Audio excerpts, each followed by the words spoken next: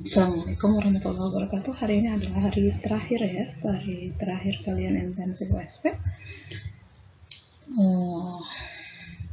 Jika Miss mempunyai kesalahan, mohon dimaafkan. Khawatir kayak kemarin tuh ada beberapa video yang ternyata angkanya itu tipe ya. Harusnya angkanya berapa, Miss tulis jadi berapa gitu. Ya, namanya manusia ya. Sedikit banyak pasti punya salah. Tolong dimaafkan. Gitu ya. Nah, kita sekarang adalah pertemuan kedua-dua, yaitu teori kuantum dan teori atom. Ini dua materi Miss gabungkan ya. Ya, untuk teori kuantum itu kita bicara tentang efek fotolistrik ya. Peristiwa efek fotolistrik yaitu terlepasnya elektron dari permukaan logam karena logam tersebut disinari cahaya. Gitu. Nah, menurut Einstein, energi di bawah foton dalam bentuk paket seluruhnya diberikan pada elektron sehingga foton tersebut lenyap. Oleh karena elektron terikat pada energi ikat tertentu, maka untuk melepaskan elektron dari energi ikatnya diperlukan energi minimal sebesar energi ikat elektron yang disebut fungsi kerja atau WO atau energi ambang yang besarnya WO tergantung pada jenis logam yang digunakan. Tidak semua frekuensi sinar dapat menyebabkan efek fotolistrik. Jika energi foton yang datang lebih besar dari energi ikat atom logam, maka elektron baru bisa terlepas gitu ya.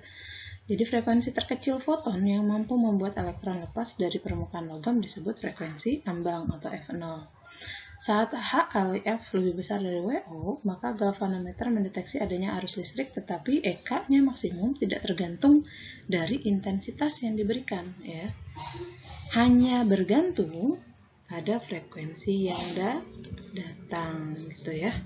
Ada frekuensi sinar yang datang. Jadi yang pengaruh itu adalah frekuensinya ya. Tuh. Bukan intensitasnya, ya. Soal di sini, perhatikan pernyataan berikut. Satu, elektron yang terpancar pada peristiwa efek fotolistrik disebut elektron foton. Ini betul ya. Laju elektron yang terpancar tidak bergantung pada intensitas cahaya yang mengenai pada permukaan logam. Betul atau salah? Salah ya. Betul atau salah? Salah ya. Tidak bergantung. 3. Energi kinetik elektron yang terpancar tergantung pada energi gelombang cahaya yang mengenai permukaan logam. Betul ya. Jadi pernyataan yang benar adalah yang 1 dan 3 gitu. Kemudian perhatikan pernyataan berikut. 1. Elektron dapat keluar dari logam saat permukaan logam mensinari gelombang elektromagnetik. Yang 2. Lepas tidaknya elektron dari logam ditentukan oleh frekuensi cahaya yang datang. Yang ketiga, fungsi kerja untuk setiap logam selalu sama. Pernyataan yang berkaitan dengan efek fotolistrik adalah, kita lihat yang pertama, elektron dapat keluar dari logam saat permukaan logam mensinari gelombang elektromagnetik. Jadi yang pertama itu betul atau salah? Betul ya. Betul.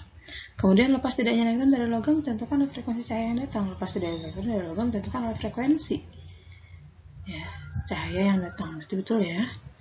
Fungsi kerja untuk setiap logam tidak selalu sama. Ini dia bilang katanya selalu sama. Berarti ini salah. Jadi pernyataan benar adalah 1 dan 3 gitu.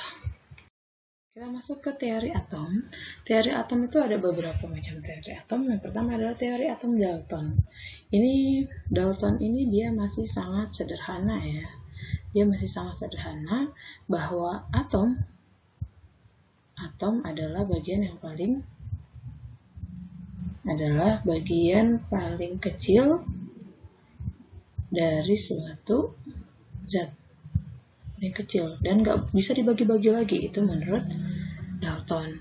Kemudian muncul teori atom Thomson. Nah, di sini Thomson dia mengatakan bahwa atom itu masih bisa dibagi-bagi ya. Ini terkenal dengan teori apa?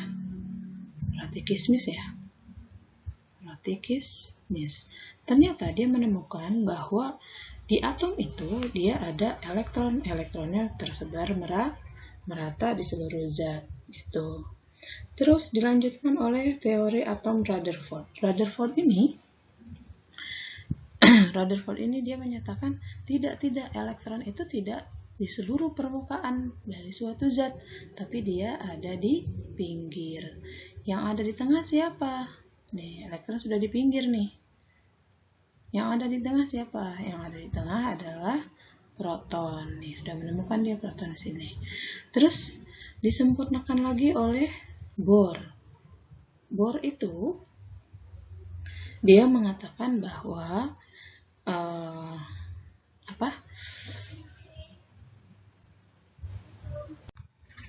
ya, untuk atom Bohr ini dia sudah lebih sudah lebih modern lagi daripada si Rutherford ini. Dia mengatakan bahwa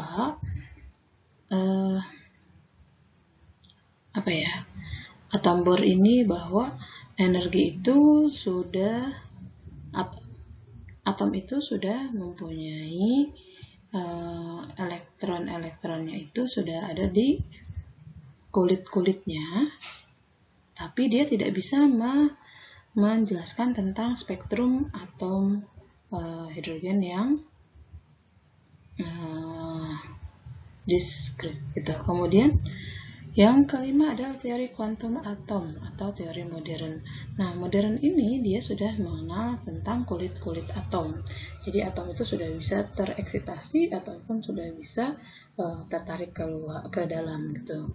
Nah, kalau di Bohr itu dia belum bisa menyatakan bahwa elektron itu untuk menjaga kestabilan inti suatu atom, dia tidak bisa menjelaskan bahwa atom ini bisa loncat-loncat ke kulit-kulitnya. Nah, untuk di modern ini dia sudah mengenal larangan Pauli ya, ada kulit K, L, M, N, itu di kimia lebih jelasnya ya. Itu.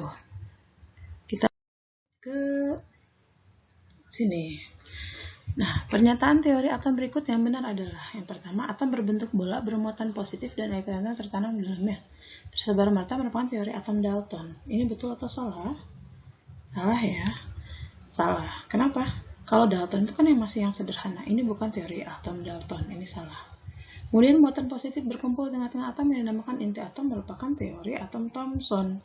Betul salah? Ya.